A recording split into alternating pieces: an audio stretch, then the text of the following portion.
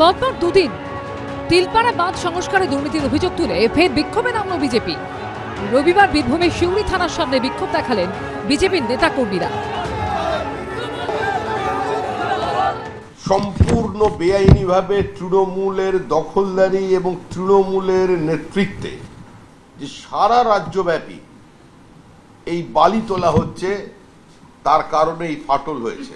এই report world ব্যাংকের, এবং এরপরেও এই রাজ্য সরকারের পক্ষ থেকে কোনো দৃঢ় পদক্ষেপ এখানে নেওয়া হয়।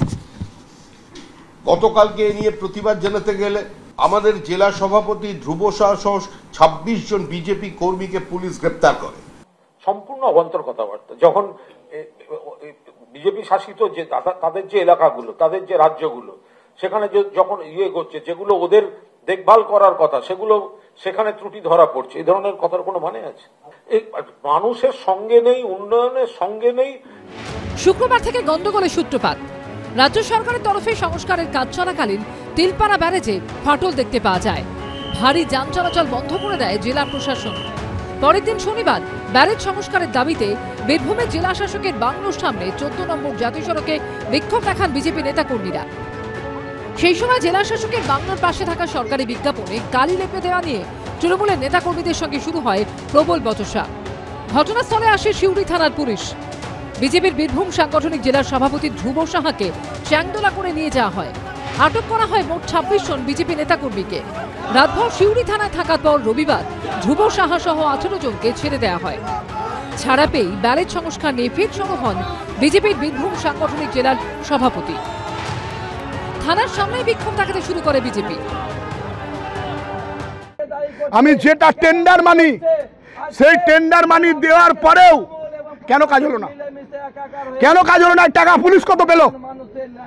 এই টাকা ডিএম অফিসের লোকেরা কত পেল? তৃণমূল কত ভাগ খেলো? কেন কেন তৃণমূলের নেতৃত্বে এভাবে অরাজক পরিস্থিতি তৈরি হবে? কেন বীরভূমের সম্মান, বীরভূমের ঐতিহ্যই আমাদের এই তিলপাড়া ব্রিজ? মমতা ব্যানার্জির মুখে কালি দেবে। আমরা কোনদিন এতদিন দল করছি, কোনোদিন ভাবি নাই যে আমরা তো আগেও দল করেছি। জ্যোতিবাবু বুদ্ধদেব ভট্টাচার্যের মুখে কালি দেবো কোনদিন ভাবি নাই। তো আমাদের চিন্তা ভাবনাতেই আসে নাই। গোটা বীরভূম জেলায় থানার সামনে দীর্ঘক্ষণ বিক্ষোভ চলার পর অতিরিক্ত জেলা পুলিশ সুপারের সঙ্গে কথা বলতে চায় বিজেপির 6 জনের একটি প্রতিনিধি দল। যদিও দুর্নীতি প্রসঙ্গে বীরভূমের জেলা শাসক বিধান রায়ের সঙ্গে যোগাযোগ করা হলে তিনি কোনো মন্তব্য করতে চাননি। অন্যদিকে গত কয়েকদিনের বৃষ্টিতে আরও ভয়ানক হয়ে উঠেছে তিলপাড়া ব্যারেজ। পরিস্থিতি ক্রমাগত হাতের বাইরে যাওয়ায় ক্ষতিগ্রস্ত অংশ বাদে ব্যারেজের বাকি গেটগুলো খুলে দেওয়া হয়। রবিবার পরিস্থিতি সরেজমিনে খতিয়ে দেখতে আসে সেচ দপ্তরের অতিরিক্ত মুখ্য সচিব মনীষ জৈনের নেতৃত্বে একটি ইঞ্জিনিয়ারদের প্রতিনিধি দল। ভাস্কর মুখোপাধ্যায়, শিবাশিস মৌলিক ও সুদীপ্ত আচার্য রিপোর্ট, এবিপি আনন্দ।